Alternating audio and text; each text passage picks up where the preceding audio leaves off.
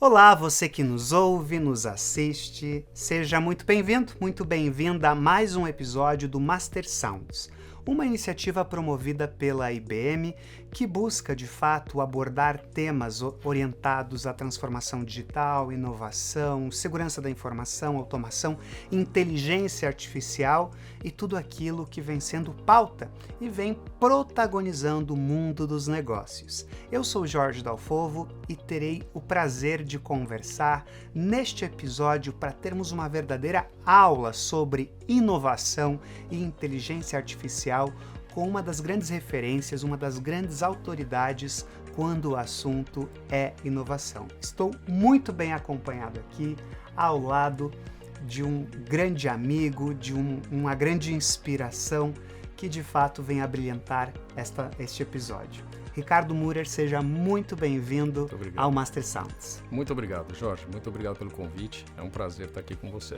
Posso chamar de Mürer? Pode, deve. Então vamos lá. Mürer, para quem está nos acompanhando, nos ouvindo, nos assistindo, talvez queira conhecer um pouquinho mais, né? E já que eu estou contigo, melhor você mesmo se apresentar do que eu falar de toda a tua carreira, o teu background, que há aí bastante coisa para contar. Então, Quem é Ricardo Mürer? Ótimo. Ricardo Mürer é cientista computacional, sou graduado em ciência da computação. Em determinado momento da minha carreira já no mercado, surgiu a internet. E aí, observando a chegada da internet, eu tive um insight e pensei, isso vai abrir a tecnologia para todos. E foi o que aconteceu, isso foi em 1992, e eu acabei enveredando por um mestrado em comunicação, porque eu imaginava naquela época que a internet seria uma grande ferramenta de comunicação. E foi o que aconteceu anos depois, quando surgiu mídias sociais. Aí eu continuei no mercado, também fui professor em algumas universidades, e tive 2 startups e continuo atuando na área de inovação hoje, com alguns novos projetos e que eu espero lançar em breve. E essa é a carreira que tenho seguido desde então, né? Pesquisando nos últimos 10 anos, a inteligência artificial se tornou mais premente, mais intensa na minha vida profissional. Então eu hoje faço uma combinação, um jogo entre inovação e inteligência artificial. E aí que tento fazer os meus gols aí nessa partida, tá certo? E que provavelmente essas 2 palavrinhas são, de fato, estão entre as 5 prioridades de qualquer líder do setor de tecnologia ou qualquer liderança também do mundo dos negócios. Sim. Porque inovação, inteligência artificial deixa de ser um tema, né, Mürer, unicamente de pessoas da área de tecnologia e passa a ser importante para todo empreendedor, empreendedora, ou pessoa que esteja estudando negócios de fato. Sim. E aí você falou algo muito interessante, que você percebeu, né, Mürer, uma oportunidade com a abertura da internet em um mundo de opções que viria a acontecer. E nós vivemos tecnologia, eu acho que é isso, é uma constante transformação, novas tecnologias entrantes, algumas são ondas curtas, outras de fato acabam impactando a sociedade e transformando verdadeiramente o modelo de consumo, a forma que o ser humano também se comporta. Mas como que a inovação se adapta a esta era conturbada e de constantes evoluções e transformações tecnológicas? Sim.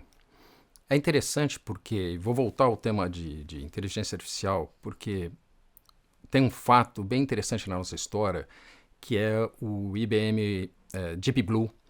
O projeto Deep Blue, ele é bem emblemático nessa questão de inteligência artificial, porque pouca gente sabe, mas em 1996, a primeira partida entre o Deep Blue e o Kasparov, o Deep Blue perdeu. E ele perdeu a partida e os engenheiros voltaram para casa tentando entender o porquê o Deep Blue fazia uma previsão de até 100 milhões de jogadas, né, à frente. E eles reprogramaram o Deep Blue para o segundo desafio, que foi um ano depois, para 250 milhões de jogadas, e o Deep Blue então venceu o Kasparov. Foi muito polêmico isso, mas na história da inteligência artificial existe agora isso bastante forte, que é o aprendizado que a inteligência artificial precisa ter para desempenhar suas funções. E até então a inovação ela vinha numa trajetória mais tradicional, que ela não olhava dados como uma forma de alimentar os novos produtos ou serviços. Então, a questão dos dados e agora a chegada da inteligência artificial baseada em dados, aprendizado de máquina principalmente, está fazendo com que essas duas frentes acabem convergindo. Então, quem lida com inovação tem que saber lidar com dados. Com certeza. Quem usa metodologias tradicionais como design thinking, que estão desacopladas disso, precisa fazer o acoplamento nos processos de design thinking de dados. Então, isso está levando a uma nova geração de profissionais que têm que participar do processo, que antes não estavam. Com conhecimento mais amplo. Com conhecimento mais amplo. Né? Amplo e específico, né? Específico, conhecimento de várias áreas e específico. Que não estavam nesse processo. E a geração de negócios que muitas vezes não eram previstos. Porque você olha o cliente no comportamental, mas quais são os dados que eu tenho desse cliente? Né, para continuar todo o ciclo de inovação. Então, isso está sendo bastante impactante nos processos, porque toda empresa agora diz, eu quero inovar, mas eu quero pôr uma cereja no bolo, eu quero inteligência artificial na minha inovação. Tudo bem, mas isso vai promover toda uma reestruturação interna de time, de como esses times trabalham juntos, quais são as informações que eu tenho desse cliente na minha base de dados, se eu não tenho, aonde eu posso buscar isso, quais são os limites éticos do uso dessa informação, desses dados, respeitando, por exemplo, as leis locais aqui no Brasil, LGPD, etc. Então, o desdobramento é profundo. Excelente. Digamos que ficou um pouquinho mais complicado, mas com os resultados mais interessantes. Não, Murer, você traz, Murer, várias situações que de fato eu gostaria de conversar para a gente aterrissar um pouquinho mais nesses temas. Tá. Nós falávamos aqui, inclusive, sobre ética em um processo de inovação. Okay. Né? Como que a ética, desde a tua perspectiva, vem sendo trabalhada, Murer, quando a gente olha para processos que visam inovação, mas que com certeza precisam respeitar temas de compliance, ética, lei geral de proteção de dados, porque a gente tem um cenário onde também são várias ameaças que a gente está encontrando e várias pessoas mal intencionadas fazendo uso desses dados de uma forma que acaba até prejudicando ou criando barreiras em um processo de inovação. Como que você enxerga isso? Tá. Eu vou fazer um comparativo interessante do passado. Né? No passado, quando a gente desenvolvia um aplicativo móvel ou algum novo sistema, você tinha a figura no time do tester. O tester era aquele que antes desse produto de software ele ser lançado, ele fazia todo o teste de qualidade, etc. E apontava os erros para os desenvolvedores, falava, isso não está legal, isso não está funcionando bem, tem falhas aqui, etc. Ele não era bem visto na época, o pessoal reclamava muito, o desenvolvedor sempre tinha um certo olhar diferente para os testers, mas figura fundamental em toda equipe de desenvolvimento. Hoje a gente tem que ter alguém que está totalmente ciente da ética de dados num projeto. O que significa isso? Logo no início, a companhia tem que ter ou uma pessoa ou um time que, primeiro, tem total ciência da LGPD. Quais são os critérios que têm que ser usados, que a LGPD exige de respeito aos dados dos usuários que você detém na tua base para serem usados. Segundo, mesmo tendo direito de uso, esse time tem que estar acompanhando a anonimização dos dados para que eles sejam usados. Porque eu também não posso usar e deixar isso transparente para sofrer um ataque, cibersegurança a gente sabe, hackerismo, etc., invadir e revelar algum dado privado do usuário. Então, esse comitê de ética que é formado dentro da companhia e evolui junto com o projeto, ele acompanha do início, meio e fim do projeto e monitora depois nas redes sociais, nas mídias sociais, etc., como está sendo o comportamento dos clientes, dos usuários, desse novo produto que você pôs baseado em dados. Por quê? Porque você tem que estar sabendo se isso está de acordo com o que esse usuário esperava. Que a gente tem que lembrar que foi ele que deu direito. Né? A lei é clara, eu preciso dar literalmente direito de acesso e o meu cliente também tem que dizer qual está dos ciente, dados, né? está ciente quais dos dados eu posso usar. Então isso muda muito no desenvolvimento do produto. Você precisa ter isso bem organizado na companhia hoje, porque senão você vai pagar depois com a tua reputação, com um processo judicial, etc., que com certeza a companhia vai sair com a marca ferida aí por conta dessas questões, tá? É preciso observar. É um excelente ponto. Agora, Murer, a realidade brasileira, né, que grande parte da matriz de inovação ainda depende de um setor de investimentos públicos. Sim. Né? A gente tem uma grande porcentagem dos investimentos vindo do setor público. Agora, analisando o cenário brasileiro, e eu sei que você conversa com muitas lideranças, você tem participado de vários projetos, conversando com empreendedores, empreendedoras, executivos, executivas, Brasil e mundo afora. Quais são as principais barreiras, entraves, desafios que hoje estes líderes se encontram quando o assunto é inovação? Seria medo de errar, por exemplo? É interessante isso, porque dependendo da inovação que você vai trazer, o grau de risco é menor. Né? A gente teria basicamente 4 inovações que você pode implementar no seu produto. 4 tipos de inovação que você pode trazer no seu produto ou serviço, ou até processo. O que eu chamo não, né? Mas isso é uma definição do professor Rodental alguns anos atrás. A inovação incremental, que é aquela que normalmente vem de fora para dentro da companhia, eu descubro problemas ou novas demandas e vou aos poucos melhorando o meu produto. A gente vê isso acontecer hoje em telefones celulares, por exemplo. Então eu tenho essa tecnologia e vou atender o mesmo público. Eu não tenho nenhuma ambição de ganhar novos mercados com o incremental, não faz isso. Eu tenho inovação de plataforma ou arquitetural, que é a minha tecnologia, mas eu quero ir atrás de um novo público. Então, por exemplo, eu tenho uma plataforma de vendas que está atendendo o público de livros. E eu quero que essa mesma plataforma seja usada agora para vender brinquedos. Então, tudo aquilo que eu já desenvolvi eu reutilizo e vou atrás de um novo público. Tenho a inovação disruptiva, que é uma nova tecnologia para um público já existente. Então, um Uber, por exemplo, é isso. Eu crio um aplicativo e vou atrás das pessoas que querem ir de A para B. Eu estou entrando no mesmo público, mas com uma tecnologia nova. E tem aí a tecnologia e, na medida em que eu saio desse quadrante e vou subindo, o risco vai aumentando. Com certeza. Então, a incremental baixo risco, plataforma baixo risco, médio risco, disruptiva começa a aumentar um pouco o risco e a inovação radical, alto risco. Por quê? Porque eu vou criar um novo mercado, vou transformar a sociedade. Eu gosto de citar Santos Dumont, porque eu sou fã do Santos Dumont, nosso inventor que inventou o avião. Então, a partir do avião, não existiam aeroportos, não existia comissário, não existia aeronáutica, não existia fábrica de turbina. É uma inovação radical. O meio de transporte mudou completamente. Então, o impacto social é muito profundo.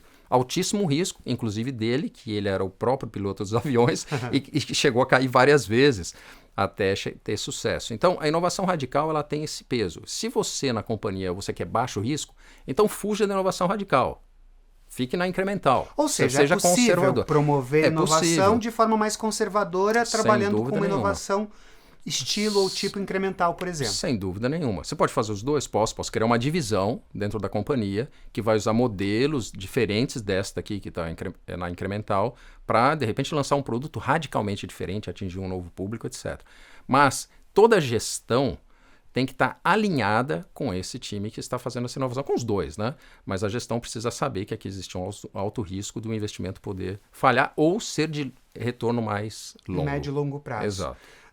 E nesse aspecto, mesmo falando dos 4 tipos de inovação, qual a importância da colaboração? Ela pode se tornar um catalisador quando a gente encontra equipes mais colaborativas, envolvidas ou comprometidas dentro de um processo de inovação?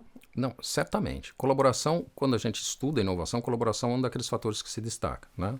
Porque a colaboração ela vai trazer, primeiro, pensamentos diferentes, áreas distintas, elas estão observando, analisando o cliente de formas diferentes, então vão trazer insights diferentes. Colaborar significa eu estar num processo, numa jornada de aprendizado. Então, os times que colaboram entre si normalmente estão aprendendo muito, porque em inovação a gente não fala assim, você falhou, a gente fala você aprendeu, certo? A primeira coisa a gente tem que mudar essas palavras na companhia, sem traumas. Então, assim, ninguém está falhando, as pessoas estão aprendendo porque são os aprendizados que levam para o próximo nível, onde você vai, de fato, atingir seus objetivos. A colaboração também é um fator importante porque ela pode extrapolar as fronteiras da companhia. Então, quando se fala em inovação aberta, né, tradicionalmente o que você tem é o funil de inovação, que ele é um funil onde você tem uma nuvem de ideias que se cria um processo de filtragem até você fazer um processo de seleção e chegar a um determinado produto ou serviço no mercado. processo de inovação aberta, o funil fica permeável. Significa o quê? Que eu estou aberto a receber patentes de fora, as ideias de fora, etc. Ouvir o mercado, Ouvir ver o soluções mercado, que já ver foram soluções, desenvolvidas. fazer parceria. Eu já, em empresas, já fiz parcerias com universidades para trazer professores e alunos de universidades com ideias diferentes do que a gente está vendo dentro da companhia. Porque isso areja um pouco a empresa, a colaboração aumenta num certo nível, porque traz o público acadêmico para dentro da instituição e vice-versa. Então tem essas possibilidades que a colaboração com certeza é um fator muito importante. Agora, a gente vê muitas empresas trabalhando com inovação fechada, por alguns riscos, por exemplo, de produtos exclusivos, mas pode-se afirmar que uma inovação fechada tem um viés mais de uma inovação do tipo radical? Ou não? Não tem nada a ver, professor? É interessante a pergunta, Jorge, porque essa inovação que eu citei, quer dizer, a inovação incremental, que ela vem de fora para dentro, que eu estou ouvindo meu público, estou trazendo insights ou demandas e problemas e ajustando aí meus novos lançamentos de produtos, ela é inovação que tem como metodologia básica o design thinking. Tem outros métodos de outras companhias. Mas design thinking é a mais popular ou mais mais usual? popular e mais usual olhando esse tipo de modelo. Ele foi desenvolvido. David Kelly, quando estava em Stanford, ele realmente fazia isso. Trazia os clientes e fazia com que os designers, vamos dizer assim, e arquitetos ouvissem os clientes e iam construindo o produto juntos. Né? Então, esses cinco etapas, onde você sai lá da problemática do design thinking, empatia e gira até chegar ao teu protótipo, o fato de estar em contato com o cliente é fundamental. Mas, mais recentemente, em 2008, na Itália, o professor Roberto Verganti, ele analisando as empresas italianas de design, ele descobriu que os líderes dessas empresas não ouvem o cliente para lançar novos produtos. E ele ficou curioso com isso. E ele descobriu que, na verdade, não é que não ouve o cliente, ouve de outras formas, mas concebe os produtos olhando da ótica de dentro para fora. Então, as empresas italianas lançam os vários produtos com sucesso nessa metodologia, que chama Design Driven Innovation, e ela é uma inovação que nasce dentro da empresa e lança novos produtos para os clientes, entendendo que o cliente compra o produto em busca de um significado ou de um propósito. Né? Muitas vezes ele olha o produto por outro viés. Não é só aquela questão da função melhor, etc. E isso sim é uma inovação radical, porque ela é inesperada pelo cliente, porque eu não perguntei. O cliente não sabe o que vem pela frente. Então ele cita o caso... Ele acaba sendo surpreendido com aquele lançamento. É sempre radical, porque é inesperada, não tem todo esse processo de ouvir, então o risco é alto, né? Porque você pode falhar, mas é uma opção para as empresas que querem sair do comum, né? O método está aí, tem funcionado bem, ele viajou o mundo, hoje está em universidades americanas também, ele começou na Politécnica de Milão, mas é um modelo bem interessante que eu acho que as empresas precisam avaliar. Ele é mais longo no desenvolvimento, né? Você pode fazer sprints de design thinking mais curtos, mas o design driven sempre ele é mais custoso em termos de tempo, mas os resultados são bem interessantes.